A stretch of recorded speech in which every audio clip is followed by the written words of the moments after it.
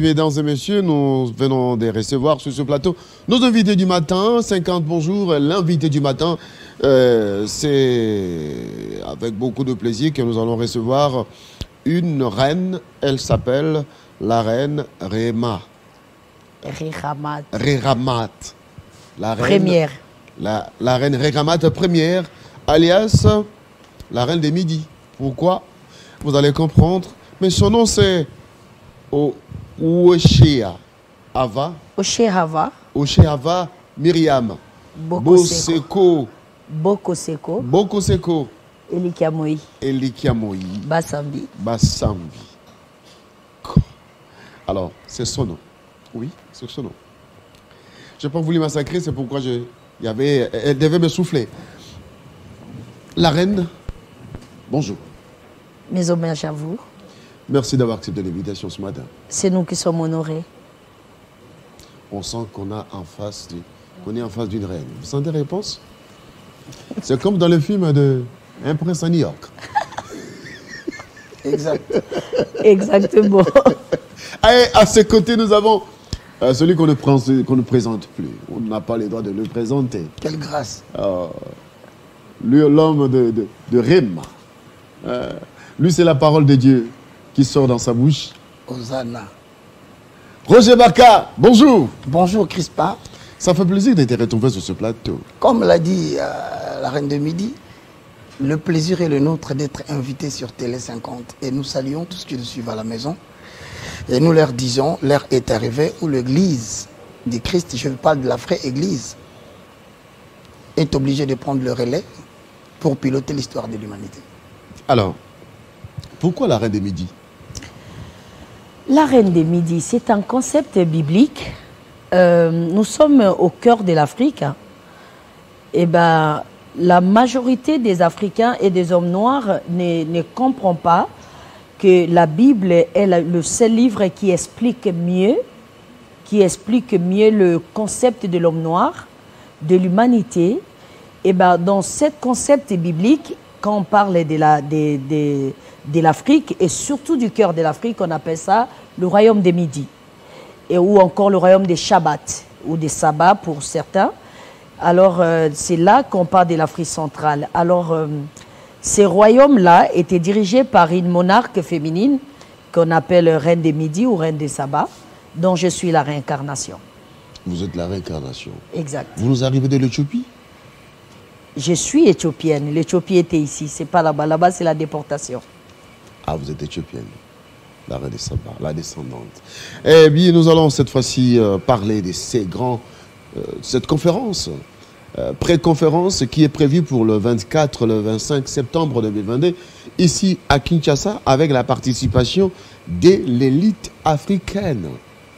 Parlons-nous de l'organisation. Ça va se passer comment? Pourquoi cette conférence? Je me permets d'avoir la parole, bien que la question est dirigée vers la reine. La conférence, oui, la conférence devait se tenir à Brazzaville, sous le haut patronage du président de la République congolaise, à savoir son Excellence Denis Sassou Nguesso. Ben, avec le problème que nous avons dans la sous-région, oui. Autrement dit, les problèmes des agressions des frontières, il a été délocalisé pour être implanté ou réalisé en République démocratique du Congo, tout en gardant tout le respect avec nos voisins. Et nous pensons que la délocalisation de la pré-conférence est due au fait que nous ne voulons pas nous immiscer dans des problèmes politiques entre les nations. Et comme c'est l'émergence qui prend son départ de la République démocratique du Congo, et donc nous avons estimé qu'il fallait délocaliser la conférence pour la République démocratique du Congo en date. Nous avons des événements. Le premier, c'est la pré-conférence, c'est-à-dire la conférence qui va se tenir avant la grande réalisation de la grande conférence panafricaine. C'est donc en prélude à la conférence. En prélude, exactement. Que nous souhaitons d'ailleurs, puisque c'est une conférence qui aura des ténors, comme vous avez dit, des élites intellectuelles, que nous souhaitons, bien sûr, sur le patronage des Brazzaville arrêté, nous aurons le patronage de la haute hiérarchie de la République démocratique du Congo, que nous sollicitons et que nous informons le 24 et le 25 septembre 2022. 22, un certain samedi et un dimanche. Et quel sera le tenant et les aboutissants de la conférence qui seront invités? Je laisse la primeur à la reine. Alors, qui seront invités à cette conférence? Plutôt les orateurs, ce sont des élites intellectuelles, hein, parce que nous parlons bel et bien de la Renaissance panafricaine. Puisqu'il est question de la Renaissance, c'est pour ça que nous parlons justement du Royaume des Midi. Le retour de l'homme noir dans le concert des nations, il est important, impératif d'ailleurs, que la RDC, qui est le cœur, prend le relais de commande des choses. Nous avons nous avons demandé à son Excellence Papa Denis Sassou Nguesso, tous mes honneurs à vous, là où vous êtes, pour nous accompagner dans ces demandes panafricaines, et il nous avait été favorable. Mais bon, comme vient de dire son éminence Roger Baka, du coup, nous sommes, vu le tension qu'il y a entre nous et Rwanda, nous demandons maintenant à notre président, Félix Antoine Tshisekedi, c'est délocaliser la conférence pour que ça soit fait ici. Et c'est pour ça que nous parlons des pré-conférences. Pourquoi? Parce que il faudra quand même qu'on se mette d'accord qu'il est question de l'Afrique, puisque la révélation est venue par nous. La révélation de la Renaissance panafricaine est venue par nous. Et bien, comme nous sommes obligés de présenter la chose, puisque c'est nous qui recevons cette révélation-là, nous avons demandé à l'élite, les élites africaines qui sont dans comment on appelle les Afro-Africains. Les Afro-Américains qui sont dans l'Amérique latine. Voilà. Nous parlons ici du président de Venezuela qui a pris l'initiative, qui prend l'affaire entre ses mains. Et bien lui, il nous donne le mandat de nous dire, si vous pouvez sensibiliser votre président, moi je ferai avec plaisir ramener tous les afro-descendants. Parce que savez-vous que l'Afrique ne pourrait jamais se relever tant qu'elle ne deviendra pas un. Il y a les afro-descendants qui sont les esclaves qui sont partis. Il y a nous qui sont nés ici et qui sont restés ici. Il y a la diaspora, ceux qui sont partis. Donc nous voulons la réunification de tous ces gens-là. Il y a beaucoup de professeurs qui ont répondu à l'appel et qui attendaient d'ailleurs l'événement. Mais vu tout ce qui se passe maintenant, on a géodélocalisé. Alors, vous avez géodélocalisé, ça ne va pas jouer sur l'impact de l'événement? Non. Non. Ça ne joue pas, puisqu'il est question de l'Afrique. Nous sommes le cœur de l'Afrique. On a eu beaucoup de respect envers le Congo-Brazzaville comme étant le pays du commencement. On a très bien été reçus là-bas, que nous n'allons jamais oublier la réception des peuples et l'esprit du Congo-Brazzaville, puisque c'est là-bas qu'on a commencé tout ce que nous sommes en train de dire et faire aujourd'hui. Mais bon, maintenant, il est question de deux Congos. Il faut que vous compreniez ça. L'Afrique se relèvera par ces deux nations-là. Alors, tant que c'est Congo-Brazzaville et Kinshasa. Exact. Maintenant, Congo-Brazzaville doit comprendre qu'elle a besoin de marcher en connivence avec la RDC et non avec celui qui est contre la RDC. Je suis clair dans mes dires, je crois que même dans la chaîne Télé Congo, je l'ai dit. Tant que le Congo-Brazzaville et le gouvernant du Congo-Brazzaville s'allient avec ceux qui ne veulent pas nous laisser tranquilles, je ne peux pas. Même si je suis panafricaine, je ne peux pas oublier ma patrie. Ma patrie passe avant tout le reste. Alors, est-ce que vous avez eu à avoir la bénédiction du président Denis Sassou Nguesso qui avait accepté de parrainer cette conférence? Nous avons reçu sa bénédiction par sa fille qui avait dit d'accord, je suis prête, et ils avaient accepté de loger les gens que nous devons ramener dans leur dans l'université, donc ça devait se dérouler dans l'université Denis Sassou Nguesso. On était en pleine collaboration, en plein préparatif lorsque tout ce qui arrive entre nous et le Rwanda est arrivé. Et maintenant, à Kinshasa, vous avez pris langue avec les autorités congolaises. C'est ce que nous sommes en train de vouloir faire, c'est pour ça qu'on est là. C'est la raison pour laquelle on se retrouve là, parce qu'il s'agit là du mouvement panafricain. Et il faut qu'on puisse réfléchir ensemble, taire nos divergences dans tous les domaines de la vie pour converger vers une seule vision qui est donc le panafricanisme et le développement de l'Afrique en général.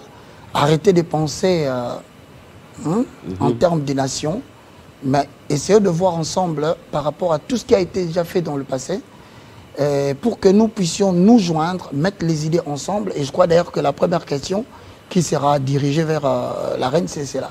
Donc, je voudrais tout simplement profiter de cette occasion pour interpeller l'élite qui nous suit, qu'il est question de ça tout au long de cette émission.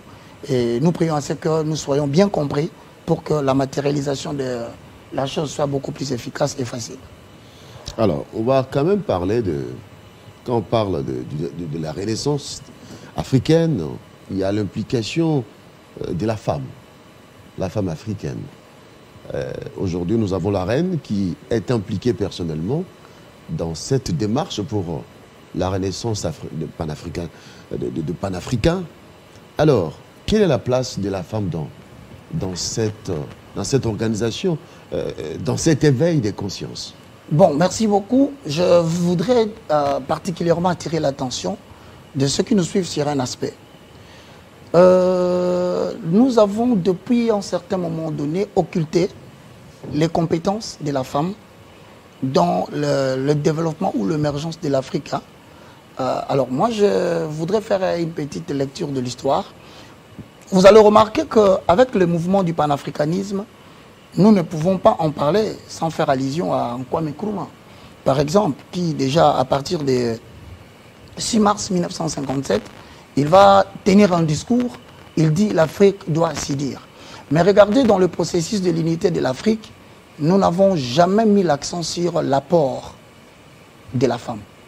Ce ne sont que des hommes qui travaillent et par conséquent, nous nous retrouvons dans des situations compliquées de l'histoire.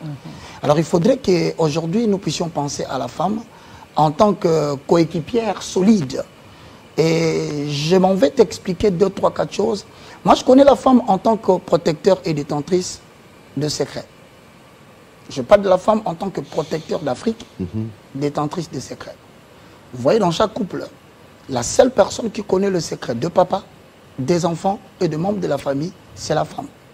Le jour où elle prend la décision de diviser la famille est effectivement divisée. Mais regardez bien dans la suite des temps, vous allez remarquer que lorsque Kwame Nkrumah, que je cite ici, va faire une déclaration au Ghana, il y a 2 mouvements qu'il va lancer. Il dit l'Afrique doit s'unir, mais il n'a pas fait allusion à la femme. Regarde ce qui va arriver dans la suite des temps. Il va lancer 2 mouvements. Le panafricanisme, qui n'est rien d'autre que la confédération des grandes régions d'Afrique sur le plan politique et sur le plan économique. Ça n'a pas réussi. Je continue à signaler que cet échec, la femme n'y est pas impliquée. 2. Il va lancer le 2e mouvement, toujours dans le sens du panafricanisme, mais le consciencisme. Là où il dit que nous devons maintenant être à mesure de nous réapproprier nos valeurs africaines, bien sûr en intégrant quelques éléments exogènes. Ce qui n'a pas réussi. De 1963, l'on va mettre sur pied une organisation pour occulter ou bloquer totalement le développement de la pensée de Kwame Nkrumah. C'est l'Organisation de l'Unité africaine. En 1963, ce sont des hommes, sans intégrer la femme, qui vont se lancer dans un mouvement, ne sachant pas où ça va les amener. C'est ainsi que je m'en vais directement dire à tous ceux qui sont à la maison, lorsque vous regardez le grand travail de nos frères africains qui ont été déportés, vous verrez qu'il s'est créé 2 mouvements. Le panafricanisme dans le sens du panégrisme. Les gens qui voulaient rester à l'étranger après l'esclavage, ils se disaient qu'il fallait faire la lutte aux États-Unis, rester là-bas pour défendre les droits et la dignité de l'homme noir. Mais il y en a d'autres qui ont parlé aussi du panégrisme et du retour.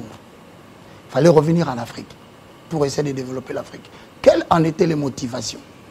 La première motivation, c'était que un certain Jefferson Thomas, président des États-Unis d'Amérique à l'époque, va publier un livre qui sera publié en France, à Paris et à Londres. Quelle est la préoccupation centrale de Thomas Jefferson? C'est l'accroissement géographique de l'homme noir. Mais qu'est-ce qui le dérange? Il dit l'homme noir est en train de se multiplier géographiquement, mais il ne tient pas compte de la croissance alimentaire. Et l'objectif est atteint comment? C'est lorsqu'il prend des hommes comme Ricardo, des gens comme Adam Smith, des gens comme Malthus, qui va publier un livre qui essentiellement réfléchit sur la croissance démographique en disproportion avec la croissance alimentaire. Qu'est-ce qu'ils veulent faire? Réduire la population mondiale. C'est ainsi que le mouvement du panafricanisme a commencé. Mais en fait, quand on veut réduire la population mondiale, on touche à qui? À la femme. Puisque c'est elle la donneur de vie. Parce que c'est elle la donneur de vie. Alors moi, je pense qu'il est aujourd'hui important que nous puissions réfléchir sur comment équiper la femme afin qu'elle puisse participer dans ces grands travaux. Pourquoi? Parce que si la femme ne participe pas dans ces grands travaux, vous le savez bien que la trahison fera rage. Je vous donne l'exemple tout simplement. Vous verrez que 30 ans plus tard, dans le panafricanisme que moi je qualifie tardif, vous avez ce monsieur qu'on appelle Thomas Sankara, qui a emboîté le pas au panafricanisme, mais n'ayant pas tenu en compte les secrets que pouvait avoir la femme dans le rôle du panafricanisme, il a été assassiné à 37 ans. Si vous quittez là, vous verrez qu'en Kwame Nkrumah, les Pandangila, les Lumumba, tout consort, avec ces mêmes mouvements du panafricanisme masculines ont été assassinés par le leur. C'est-à-dire qu'aujourd'hui, il faut mettre intégrer à l'avant-plan la femme, intégrer la femme dans ces mouvements. Et ne pas la limiter. Pourquoi? Parce que... oui, vous avez parlé de la femme qui est la gardienne des secrets. Ah, voilà. mais seulement cet aspect doit-on aujourd'hui oublier les combats de pères fondateurs du panafricanisme? C'est justement ce que je dis. Nous acceptons le combat de pères du panafricain, mais nous intégrons une notion qui n'a pas eu lieu et qui a eu des conséquences néfastes dans la démarche. Je vous laisse la parole, Marraine. Je crois que il a déjà tout expliqué, parce que dans la lutte panafricaine, c'est complètement un visage nouvel qu'on voit une femme engagée dans ces genres de combats. Parce que ça a toujours été les hommes, du côté politique, hein, du côté intellectuel, historique, nous parlons de Cheikh Anta Diop, il n'y a jamais eu une femme qui lutte pour la renaissance. C'est pour ça que quand nous parlons de la renaissance panafricaine, par la convergence et des connivences, il n'y a que la femme qui peut le faire. Exact. Aucun homme ne le fera. Parce que c'est la femme qui donne la vie. C'est la femme qui met au monde. Alors quand l'homme africain lutte pour la renaissance africaine, comment il va donner naissance alors qu'il ne peut pas? Si nous voulons reprendre le commande, nous voulons recommencer là où on était tombé. Si nous voulons tout commencer, c'est la matocratie. L'Égypte antique, toute la grandeur de l'Afrique, l'Éthiopie antique, l'Égypte antique, la Soudan antique, c'était qui? Des femmes qui étaient au pouvoir. Dans le sacerdoce, dans la prêtrise, dans la royauté, on voit des grandes figures féminines.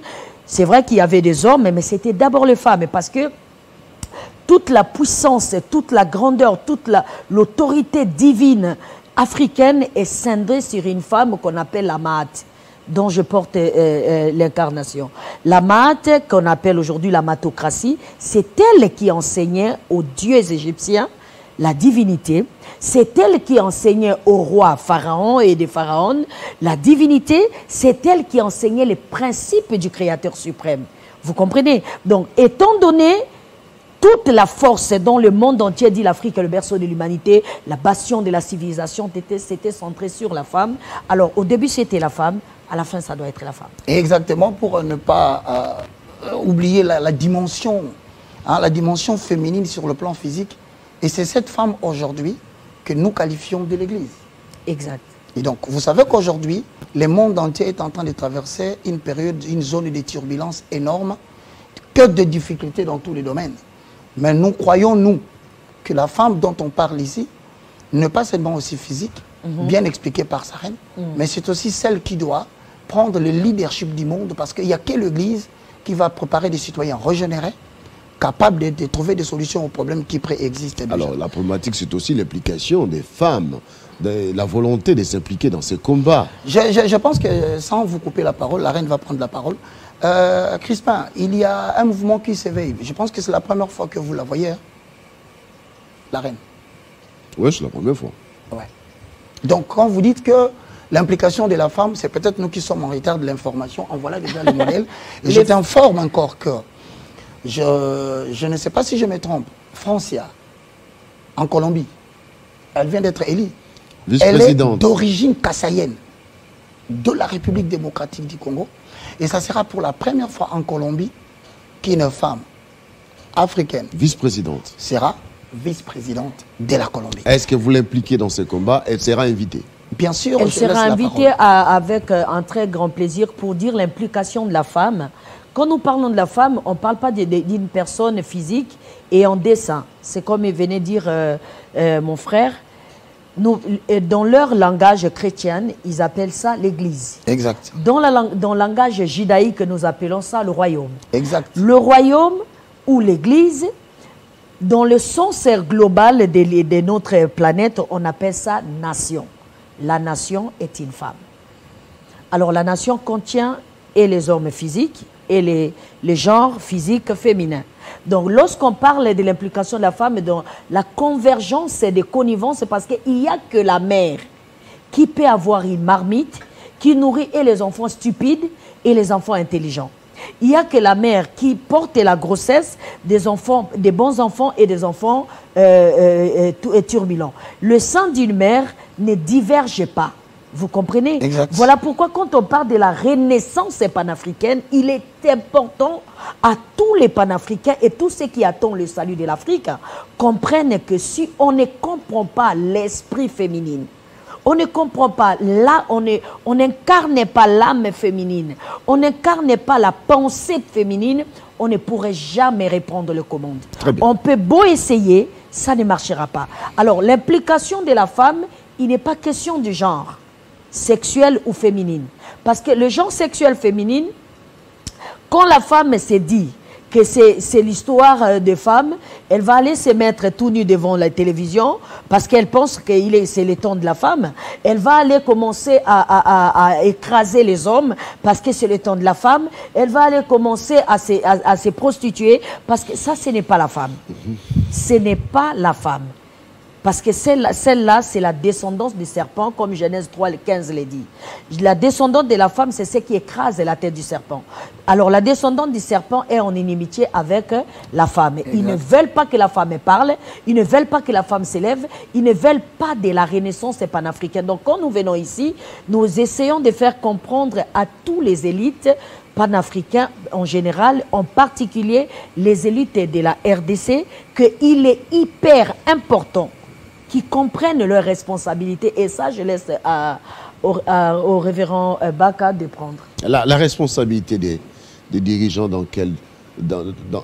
se trouve dans quelle sphère pour comprendre réellement la volonté qui vous anime de voir les femmes et les responsables politiques, les autorités s'intégrer dans cette démarche? Et quel est l'objectif que vous poursuivez réellement par là de la renaissance panafricaine? Quels sont les signaux qui vont réellement nous faire détecter que oui, la démarche menée par Roger Baka et la reine, qui sont parmi les organisateurs de cette conférence, eh bien, l'objectif à atteindre, c'est tel objectif. Lorsque nous atteignons cet objectif, c'est que nous avons atteint la renaissance panafricaine, où ce sont des concepts génériques. Crispin, merci beaucoup pour la question. Je crois que la plus grande question qu'il faille que le dirigeant et les autorités politiques se posent, c'est quelle Afrique voulez-vous léguer à la future génération après votre gouvernance? Exact. C'est la question prioritaire et primordiale que devait se poser chaque chef d'État. C'est l'unique question qui sera posée à toutes les autorités politiques. Pas seulement les chefs de l'État, les chefs traditionnels, les chefs religieux. Parlant des chefs, nous parlons non seulement des chefs politiques, nous parlons des empires, nous parlons des chefs coutumiers, nous parlons des chefs religieux. Dans tout l'ensemble. Le mot chef pris dans son sens, parce qu'on parle... des dirigeants. La reine a utilisé des mots. La convergence des connivences. C'est-à-dire que là, nous devons converger sur un point. Qu'est-ce que nous léguons à l'Afrique après notre gouvernance? C'est alors que, puisque tu veux connaître le but de la conférence, nous devons nous regarder résolument. Quelle est la condition que nous avons aujourd'hui? Les autorités, à travers leur gouvernance d'aujourd'hui, pas seulement politique, je le répète, et la reine l'a si bien dit. Nous parlons non seulement des chefs politiques, mais nous parlons aussi des chefs tous les dirigeants en coutumiers, général. tous les dirigeants en général, y compris, surtout et surtout, Les dirigeants religieux. les dirigeants religieux. Les chefs spirituels, comme ils se font appeler. Comme ils se font appeler. Quelle est l'Afrique que vous voulez léguer? À la génération future. Après, bien sûr, votre gouvernance. Vous avez régné, on vous a vu, vous êtes glorieux et tout, mais quand vous partez, qu'est-ce que vous léguez? Ça, c'est la question que nous, on leur pose à eux. Mais vous devez, la question posée doit déjà avoir des réponses proposées. Exactement. Donc, c'est une conférence qui a pour objectif de lancer la problématique africaine. Nous parlons du panafricanisme. C'est-à-dire que nous devons avoir, à un moment donné, l'idée de se dire, qu'est-ce qui nous oppose, nous, au Rwanda? Aux Ougandais. Aux Ougandais. Qu'est-ce qui nous oppose? Aux Brazzavillois. Aux Brazzavillois. Qu'est-ce qui nous oppose? C'est ainsi que même la Côte d'Ivoire posera la question, qu'est-ce qui l'oppose au Cameroun? Qu'est-ce qui l'oppose à la Burkina Faso? Pourquoi tous ces Pourquoi frontières... Mali a des problèmes? Pourquoi des frontières Et ont des chacun est dans son coin. Donc on veut tout simplement un seul continent, un peuple, un seul esprit, une seule idéologie, comme mon époux a l'habitude de dire. Voilà. C'est ça le but dont vous cherchez à comprendre. Alors aujourd'hui, nous sommes la voix du Créateur suprême. Nous représentons ici le Créateur de l'univers qui a créé ce monde. Alors, Nous sommes... Il faut qu'on se le dise quand même que c'est une démarche qui demande beaucoup d'efforts Voilà pourquoi... et l'intégration d'autant d'énergie pour fédérer tout le monde. Justement, voilà pourquoi on Alors, parle de la convergence. Ça me rappelle le feu président Kadhafi qui voulait les États-Unis d'Afrique. Les États-Unis d'Afrique. Et tu vois, êtes-vous dans cette logique? Et tu vois là, parce que puisqu'il y a question de Kadhafi, regarde bien, nous avons des blocs continentaux aujourd'hui dans le monde. La même pensée qui a poussé Malthus à vouloir réduire la population mondiale qui était en train de croître de manière disproportionnée par rapport à la croissance alimentaire, parce qu'on en parlera bientôt. C'est la même pensée qui est en train d'hanter un groupe d'hommes minimes, mais qui désirent nous arracher la liberté mondiale. Voilà. Si nous ne nous réveillons pas en tant qu'Afrique, de manière générale, un peuple, nous allons nous retrouver avalés. Pourquoi? Tu connais que la grande... qu'est-ce qui a précipité la mort de Kadhafi? C'est justement cette idée-là. La création de l'Union africaine. Pas en les États-Unis d'Afrique. Les États-Unis d'Afrique. C'est-à-dire le problème avec eux, ils ne veulent pas entendre l'unité africaine. Non. Alors il faut qu'ils nous mettent le bâton sur le roue. Et bien maintenant, nous, en tant que des éclairés, connaissant la pensée de celui qui a créé ce monde, nous venons parler à des élites africaines, nous venons parler aux dirigeants, puisqu'ils ont la monopole du peuple, puisqu'ils ont la direction des États, puisqu'ils ont la direction des traditions, ils ont la direction de la religion, ils ont la direction des nations. Nous voulons un continent comme un seul homme. Aujourd'hui, l'Europe, qui ne contient que 27 pays, a colonisé le monde entier au nom de l'unité continentale. Et voilà, 54 pays africains se sont retrouvés ballottés par quelques pays. Vous comprenez ça? Oui. Cette responsabilité. Aujourd'hui, je suis en train de vous parler, je dois utiliser la langue française. Pourquoi? Parce qu'un Béninois ne m'écoutera pas exact. Si je vais me parler lingala. Et ça, c'est un problème. Donc, voilà. Le but de cette conférence, c'est qu'on essaye de converger pour qu'on trouve une convention, pour qu'on aille à la convention, de décider comment nous voulons voir le continent de demain. Qu'est-ce que nous allons léguer? Mais vous ouvrez une porte qui est déjà ouverte à ma compréhension, parce que vous avez parlé de Kwame Nkrumah, vous avez parlé de Lumumba, vous avez parlé de ces pères fondateurs. Les pères fondateurs du panafricanisme. Oui, du panafricanisme. Ils ont déjà mener un combat qui... C'est ce qu'il venait de dire. Pourquoi ne pas partir sur cette base et et ouvrir la brèche. C'est sur la même base que tous les autres panafricains prennent aujourd'hui. Et ça ne marchait pas. Vous êtes d'accord avec moi? Merci, permettez-moi. Et les mêmes, je me suis tenté de vous poser la question, Oui. ne pensez-vous pas que les mêmes qui ont combattu le père fondateur du panafricanisme, pour qu'il ne réussisse pas, ils vont vous combattre aussi? Ils ont réussi. Merci, merci. C'est une très belle question. C'est d'ailleurs par là que je fais l'entrée biblique. Je vais te donner un exemple.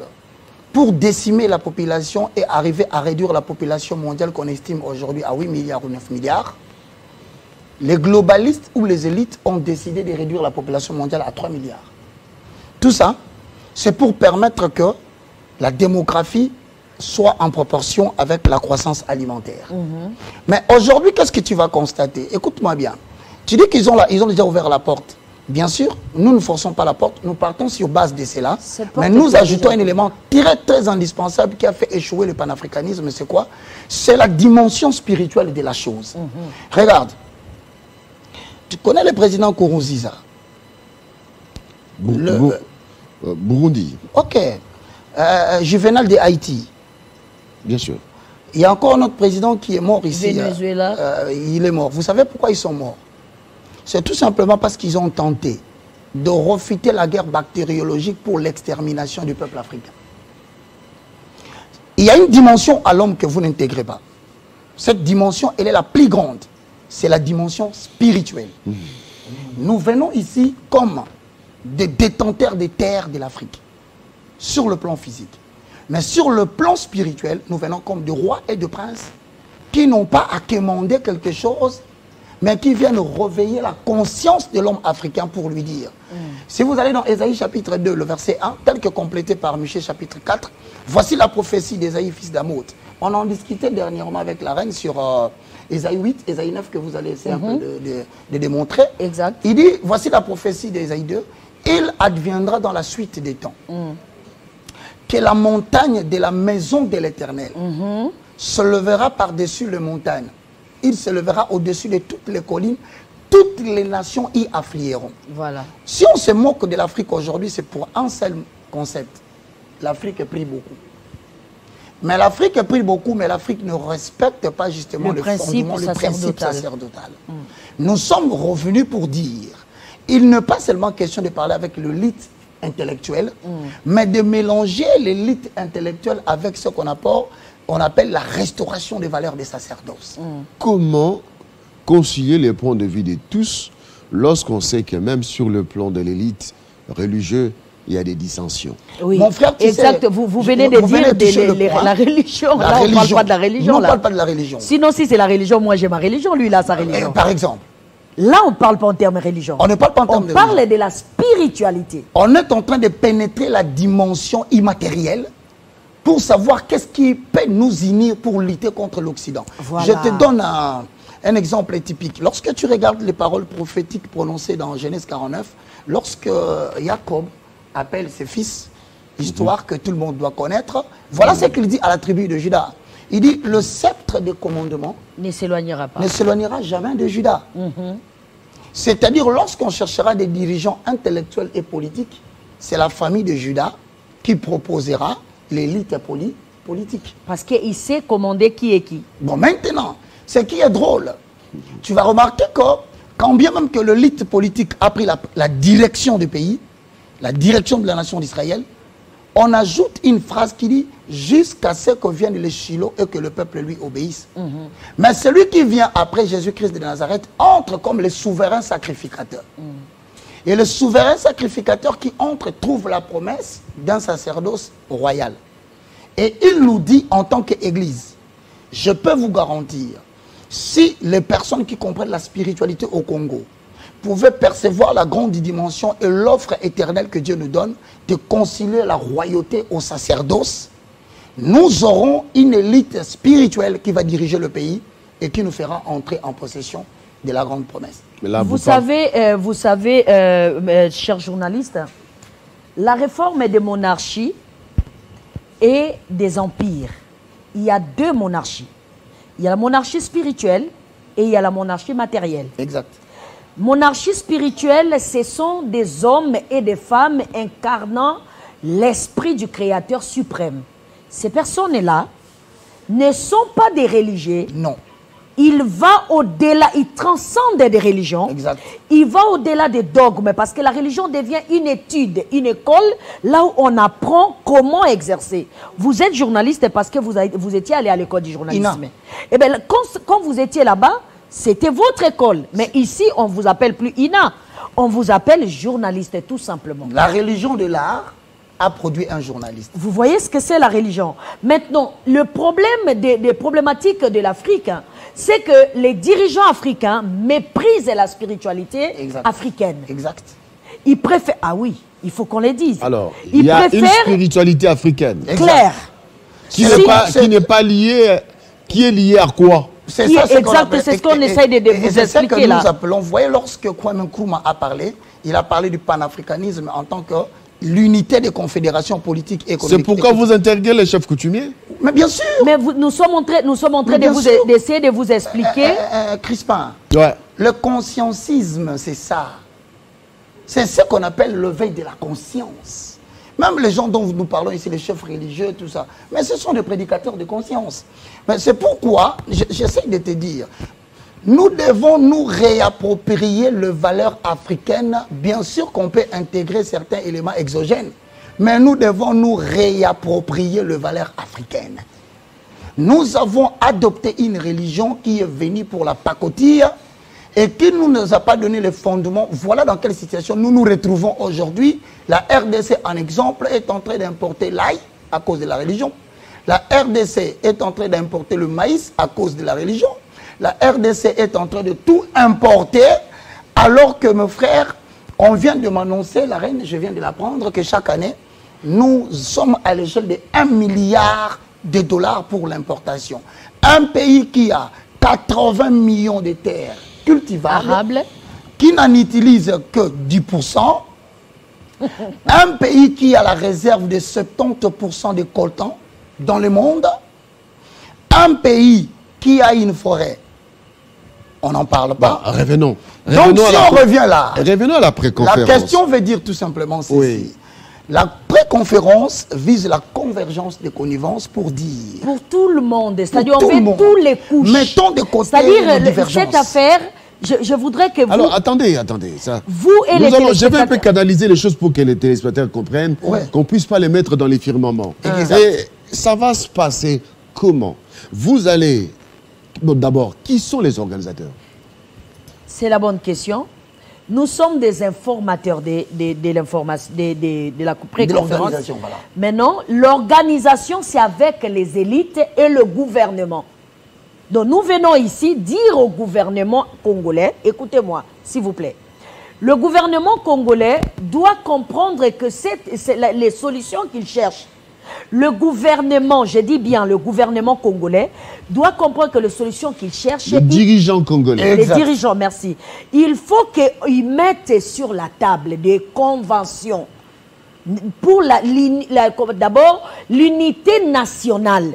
L'unité nationale consiste à ce qu'il y ait des élites politiques, les élites religieuses, les élites traditionnelles, les élites spirituelles que nous sommes, les élites panafricaines que nous sommes. Il faudra que... Généralement conçu sous l'angle de constellation des étoiles. Constellation des étoiles. Donc on voudrait, quand nous lançons cet appel, nous essayons de le faire comprendre que nous savons tous, personne n'ignore qu'on est bloqué dans tous les sens. Exact. On veut la solution, oui. Mais cette solution, ça va se formuler lorsqu'on va aller dans cette convergence de connivence. Il y a beaucoup de choses qui nous divisent. Il y a beaucoup de choses qui ne nous mettent pas d'accord. Très bien, j'ai compris. Maintenant... Alors, je voudrais quand même qu'on comprenne. Vous parlez des dirigeants congolais, mais nous parlons panafricanisme. Oui. Alors, donc c'est... le Congo va servir de détonateur du panafricanisme. Vous avez tout compris. C'est-à-dire comment nous appelons, la nouvelle dispensation panafricaine, c'est le Congo. Ah, pour Pierre de Touche, la RDC comment je vais dire ça, une responsabilité maîtresse. Comme disait France Fanon. Exact. Exactement. L'Afrique a la forme il du faudrait que la RDC... Dans la gâchette se trouve au Congo. Il faudrait que la RDC prenne d'abord ses responsabilités. Sinon, on va en nous tant les que voler. le cœur. Sinon, on va nous voler. Parce que là, tout le monde est en train de vouloir tirer de tous les côtés. Ce que vous voyez la voulez. distraction qu'ils sont en train de faire. Ils essaient de nous distraire avec la guerre au Rwanda pour que nous puissions entrer en conflit avec le Rwanda afin qu'ils nous volent cette moteur-là de dire que nous sommes des dirigeants de l'Afrique. C'est ça qu'ils essayent de faire. En fait, c'est ce que la reine essaie de te dire. Hein. C'est ça que tu viens de synthétiser. Nous croyons au destin prophétique de la République démocratique du Congo. C'est une nation qui a vocation de diriger l'Afrique. Raison pour laquelle nous demandons aux autorités politiques de taire nos divergences, de regarder ce destin. Il n'y a que eux qui peuvent le faire. Maintenant. Le religieux ne peut pas le faire. On ne peut pas. Le traditionnel ne peut pas le faire. Il n'y a que le chef de l'État, Félix Antoine Tshisekedi, qui a le mandat, en tant que le premier citoyen national, de dire, ben, écoutez, vous les panafricains, venez ici. Vous les traditionnels, venez ici. Les religieux, venez ici. Asseyons-nous ici. C'est ça qu'on appelle la conférence panafricaine. C'est-à-dire, si nous, on ne fait pas d'abord nous-mêmes ici, en tant que nation, on peut beau parler, c'est comme vous venez de dire. Ça sera 100 000 ans après. Alors, l'idée est lancée. L'idée est lancée avec une chute. Je ne sais pas si on est encore là. Allons-y. Avec une chute très très importante. Vous savez, aujourd'hui, l'humanité est en train de frôler une réalité qui est déjà devant nos portes. C'est la crise alimentaire mondiale. Aujourd'hui, il est vrai, tout le monde doit le savoir, que l'Europe, l'Amérique et quels que soient d'autres pays de l'Occident sont solidement endettés. Alors, ils cherchent par quel moyen pouvoir retrouver le souffle et faire vivre le pays occidental. Je ne vous apprends pas, la Grande-Bretagne, l'Angleterre, vient d'acheter des terres au Djibouti. Vous verrez que l'Allemagne, en passant par le Rwanda, au plateau de Mboshi, il s'est acquis des hectares. Nous devons nous réveiller maintenant pour créer une classe capable de comprendre l'importance de l'agriculture pour venir à la rescousse du monde sur ce qui concerne la grande crise alimentaire à venir. Je rappelle, je dis ici, que la République démocratique du Congo a 80 Je vous millions coupe pas la parole. Oui. Je vous coupe pas la parole. C'est une interpellation parce que j'ai fait la route Mbujima et Kananga par voiture et ce que je vis m'a réellement dérangé Éclairé. moralement. Voilà. Ça m'a sidéré. Voilà. J'ai vu des étendues et étendues de terres non Arables. cultivées. Pas exploité. Non cultivées, Et tu sais quoi? pas exploitées, Non à cultivé. l'état sauvage. Et tu sais quoi? Et on attend les maïs qui doit arriver Je te dis, le salut de Et l'Afrique de passera par Lubumbashi et de la Zambie. le salut de la RDC, d'abord en tant que pays moteur, comme l'a dit la reine, ne viendra que de la République démocratique du Congo. Qui est par l'agriculture. Je donne la parole à la reine pour qu'elle parle des Kingdom et Mère Kamat. et Mère Kamat, pour qu'on termine. Mais je dis ce qui est dangereux. Vous pouvez vous imaginer, alors que nous sommes à l'aube d'une crise alimentaire mondiale qui frappe déjà, je vous informe que, je sais que toi tu le sais, qu'avec la guerre en Ukraine, le bleu pose problème aujourd'hui, alors que nous avons adopté le comportement de manger le pain fabriqué avec du bleu. Nous allons en connaître, regardez la grandeur du pain, ça ne fait que diminuer. C'est une conséquence qui commence à venir jusqu'à ce que l'Afrique pense à l'agriculture pour faire le pain à partir de manioc. Je voudrais interpeller l'autorité politique. Ne nous prenez pas pour des gens qui sont venus faire voir leurs connaissances. Nous voulons tout simplement dire à l'autorité politique, le plus important, c'est de sauvegarder la nation en donnant aux Congolais, à l'Afrique, la nourriture dont elle a besoin. Mais comment on va y arriver?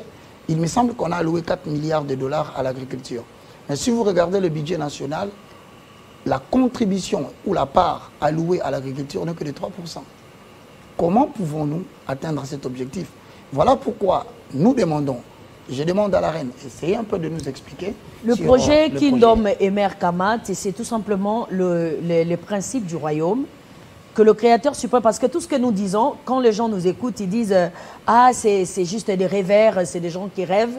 Alors le Créateur nous donne un mandat, il dit « Allez-y cultiver la terre, priez en cultivant la terre ». Salah Sambela. Exact. Il dit, vous n'allez plus enseigner les gens de venir prier à Du genoux, matin au non. soir. Dites aux gens, prenez les gens, allez-y dans la forêt, Faites commencez à cultiver la priez terre là. et priez. Allez-y dans le fleuve, commencez à pêcher et prier. Allez-y dans la forêt, commencez à faire la chasse et prier. Donc, c'est que vous me demandez, moi, de changer l'histoire de l'Afrique, je veux que vous me priez. C'est que je vous demande pour la prière, allez-y. Travaillez en priant. Travaillez et priez. Priez Alors, en travaillant. Kingdom et Mère Kama, dans l'émergence de l'Afrique, commencera par l'agroalimentaire. Exact. Vous vous souvenez que nos ancêtres vivaient de trois choses. L'élevage, la cueillette et la pêche. Alors l'agriculture est née vers l'Égypte et là-bas au nord. Alors nous avons 4 choses qui ont fait que l'Afrique est le berceau de l'humanité. L'Afrique est le berceau de la révolution, de la civilisation. Tout ça, c'est au nom de l'agroalimentaire. Et donc le projet Kingdom et Mère Kamat, c'est l'émergence de la terre-mère que nous appelons l'Afrique aujourd'hui, par l'Occident.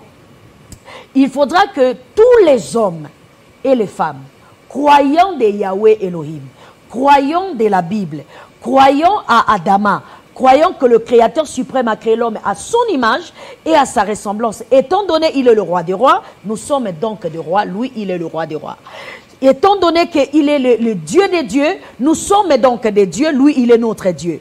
Étant donné qu'il est le Seigneur des seigneurs, nous sommes donc des seigneurs, lui il est le Seigneur, notre Seigneur. Donc nous, ses filles et ses fils, nous convergeons dans la connivence comme un seul homme pour donner à l'Afrique la nourriture qu'il faut, parce que rappelez-vous que l'Afrique a nourri le monde selon les récits bibliques l'autre fois. Cette fois-ci, c'est encore nous. Le monde entier va entrer dans une grande sécheresse. Nous venons ici avertir le monde et croyez-moi que les Africains ne savent pas, mais les Blancs savent. Hier, nous étions dans une réunion. Laissez-moi vous expliquer, son éminence.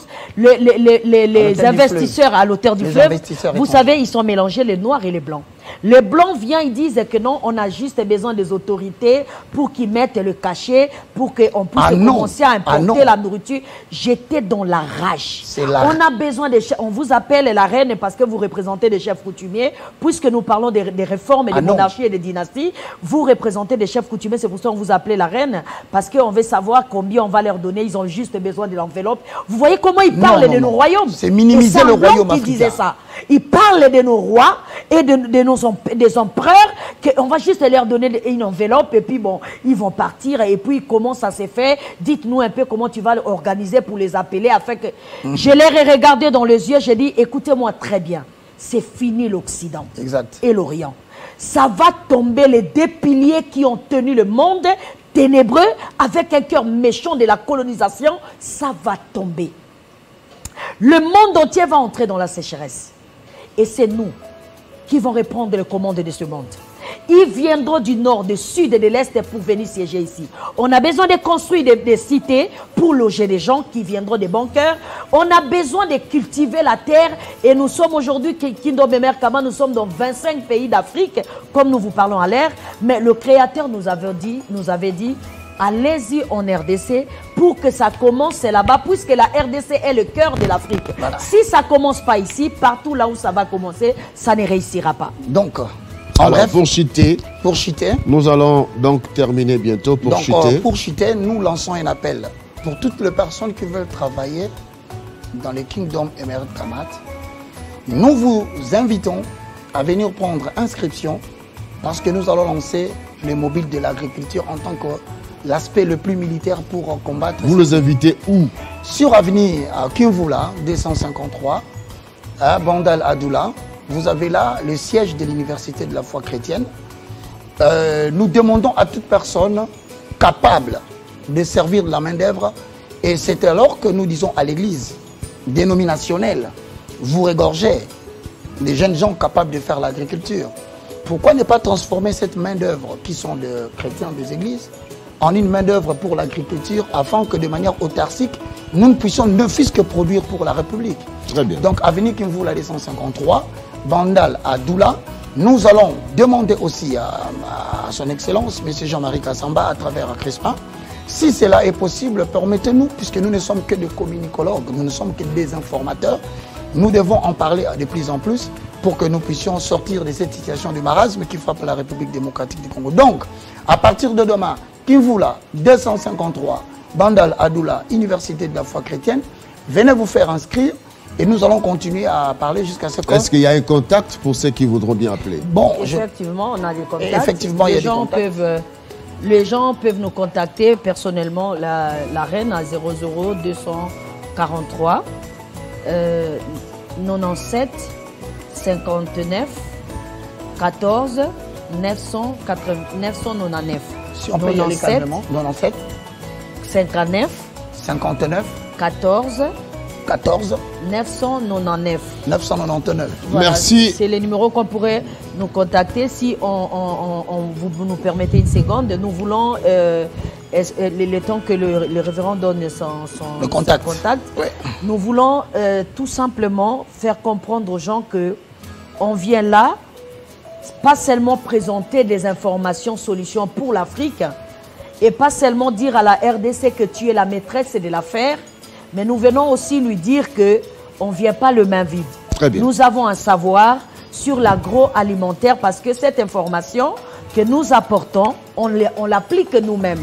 Sinon, ils risquent de nous prendre pour juste des gens qui cherchent l'argent. Vous n'êtes pas des rêveurs. Voilà. Voilà. Merci beaucoup. Eh ben, merci pour tout contact. Vous pouvez nous joindre aussi sur mon numéro personnel qui est aussi WhatsApp. C'est le plus 243 90 79 66 785. Je répète, plus 243 90 79 66 785. Vive le panafricanisme. Merci. Mais par les élites. Merci beaucoup, mesdames et messieurs. C'était donc un plaisir pour moi de recevoir sur ce plateau la reine ainsi que l'évangéliste Roger Baka qui a apporté un discours sur la renaissance africaine, la renaissance du panafricanisme basé sur l'agroalimentaire. Pour pouvoir développer l'Afrique, il faut cultiver la terre, n'est-ce pas? L'Afrique a fait manger la planète Terre à l'époque biblique et elle peut encore le faire aujourd'hui, surtout avec le réchauffement climatique. Exact. Merci beaucoup d'avoir accepté l'invitation. C'était un plaisir pour moi. Partagez. Merci beaucoup. Mesdames et messieurs, ça n'est donc fini avec 50 bonjours ce matin. Et moi, je vous laisse en compagnie de la rédaction en langue de Télé 50. Eh bien, on commence avec les Lingala. Je vous retrouve demain matin dans 50 bonjours. Les Lingala, les infos en langue Lingala, c'est dans quelques instants sur votre chaîne, sur Télé 50 bien sûr. À bientôt.